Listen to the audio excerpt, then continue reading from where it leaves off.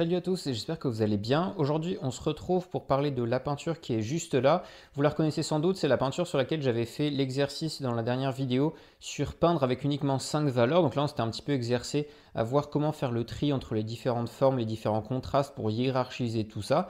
Et aujourd'hui, du coup, on va faire le même exercice. En fait, je trouvais que c'était assez intéressant de le faire, mais cette fois sur les couleurs. Comme vous voyez, on a tout passé en couleurs en essayant de garder un petit peu les mêmes valeurs. En fait, cet exercice de simplifier la peinture, simplifier la photo qu'on a en face de nous pour faire quelque chose de très simplifié, en fait, ça peut limite paraître enfantin avec des grands aplats de peinture, des formes vraiment très découpées, aucun dégradé, quelque chose de vraiment très cash au niveau des différents patchs de couleurs.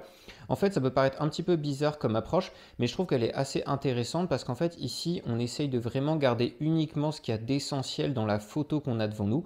En fait, on va faire le travail à la place de l'observateur. Quand on est devant la nature, on peut avoir quelque chose de très complexe et l'œil va uniquement se focus sur certains éléments, les ombres les plus foncées, les lumières les plus fortes, une couleur très flash et tout ça. Et là, dans notre peinture, en fait, on va faire le travail directement pré-mâché pour l'observateur en lui donnant uniquement ce qui est important et ce qui est essentiel à la scène. Et en fait, cette approche-là peut permettre à une peinture d'être encore plus expressive et belle qu'un paysage complexe avec plein de détails, parce que justement, on met uniquement l'essentiel. Du coup, on va pouvoir faire voir les choses différemment à la personne. Et en fait, au lieu de lui donner un sac avec dedans une petite pépite d'or et puis plein de choses inutiles, bah là, on lui donne juste la pépite d'or pour qu'il la voit directement. Et du coup, ça peut faire une peinture encore plus sympa. Si cette vidéo vous plaît, n'hésitez pas à la liker et à vous abonner. Et puis, on passe tout de suite aux quelques étapes que j'ai mis en place pour arriver au résultat. Si vous n'avez pas vu la vidéo, du coup, je fais cette peinture-là en noir et blanc. Vous pouvez aller la regarder pour comprendre un petit peu ce qui va se passer maintenant. Donc, en fait, je suis parti de la peinture que j'avais faite la dernière fois.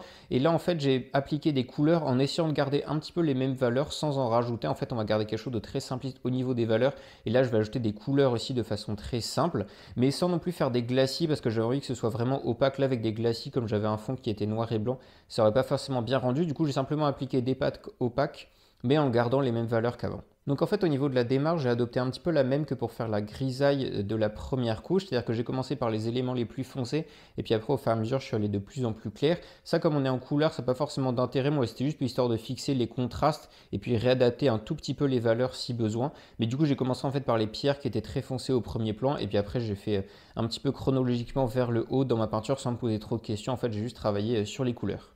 Justement, en parlant des couleurs, ce qui est très important dans cette démarche, c'est d'arriver à choisir stratégiquement les couleurs que je vais utiliser et puis celles que je vais retirer de ma photo, en fait, pour qu'à la fin, on ait vraiment l'essentiel de la peinture, on comprenne ce qui se passe, on comprenne que c'est un paysage avec des montagnes, de l'herbe, le ciel et tout ça. Ça, jusque-là, c'est pas forcément très compliqué à faire, mais d'essayer vraiment de garder l'essentiel de la scène pour que justement ce soit un petit peu sublimé par rapport à la photo qui est assez surchargée de détails. Donc comme vous pouvez le voir en petit vu d'ici, en fait les éléments qui ressortent beaucoup sur ma peinture et je trouve qu'ils ressortent beaucoup aussi sur la photo, ça va être la couleur de l'herbe, en fait la grande étendue jaune avec quelques nuances un petit peu orangées, un petit peu vertes, mais vraiment l'étendue jaune qui est très contrastée par rapport aux montagnes bleu ciel, un bleu gris derrière et puis après le ciel bleu juste au-dessus. Le deuxième élément qu'on voit très distinctement dans la peinture, bah, c'est simplement la rivière qui est au premier plan. En fait le lit de la rivière est très foncé parce qu'on a de la boue marron foncé et après dedans on a quelques cailloux blancs parce qu'ils reflètent par rapport au soleil. Et du coup, ce contraste entre le fond qui est marron très foncé et puis les quelques taches blanches, je le trouvais très intéressant et du coup, je l'ai remis à peu près dans ma peinture. Donc là, vous voyez qu'on a évalué un petit peu les différents éléments très importants qu'il faudra retrouver dans la peinture finale avec la couleur de l'herbe, les cailloux dans la rivière au premier plan et puis le ciel. Après, maintenant, il faut hiérarchiser un petit peu tout ça pour pas mettre trop de couleurs. Ici, l'objectif, c'est vraiment de mettre un minimum de couleurs, essayer de garder uniquement ce qui est vraiment très utile. Et du coup, en fait, pour chaque couleur, j'ai fait simplement un page de peinture uniforme pour commencer en fait en faisant un grand aplat. Et ensuite, si besoin, j'ai rajouté quelques petites touches vraiment très fines pour rajouter quelques détails et en fait qu'on ressente bien la peinture quand c'était nécessaire. Donc par exemple, vous voyez que sur la rivière et les différents cailloux, au début, j'ai pas fait beaucoup de cailloux, j'en ai rajouté quelques-uns après pour qu'on voit bien les différentes taches de lumière qui contrastent beaucoup par rapport au fond de la rivière. Ça, je trouve ça très sympa.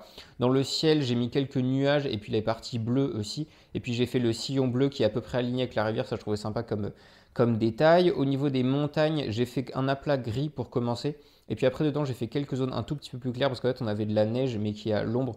donc ça fait des traits très clairs, mais je trouvais qu'ils étaient importants en fait pour marquer rapidement la géométrie de la montagne sans en mettre trop non plus. Et puis après dans l'herbe, enfin j'ai fait tout un aplat jaune comme vous voyez, et puis après j'ai fait quelques traits verts et quelques traits marron un petit peu plus foncés, en fait simplement pour donner des lignes horizontales qui viennent contraster par rapport à la ligne verticale de la rivière. Voilà, je trouvais que cette orthogonalité était assez intéressante. Donc voilà, vous voyez que c'est pas forcément un exercice très compliqué à faire en fait de simplifier les choses. Ça demande simplement plus de réflexion, de bien réfléchir à la stratégie que vous allez faire, choisir quelle couleur mettre, choisir quelle couleur ne pas mettre. Par exemple ici dans l'herbe, j'ai pas du tout mis toutes les nuances qu'on avait avec tous les brins d'herbe. Pareil dans la rivière, on avait pas mal de nuances avec la transparence de l'eau, beaucoup de cailloux. J'ai simplement choisi de mettre quelques touches pour symboliser ces cailloux mais sans les peindre tous parce qu'en fait c'est surchargé, alors qu'en en mettant quelques-uns on voit les taches de lumière qui sont utiles en fait à la compréhension de la peinture et puis qui font joli sans surcharger en fait l'observateur avec trop de choses. Donc voilà, c'est vraiment la stratégie à avoir, de mettre uniquement ce qui est utile, ce qui est indispensable, en essayant d'enlever le plus possible en fait pour pas surcharger et à la fin avoir vraiment l'essentiel de votre photo.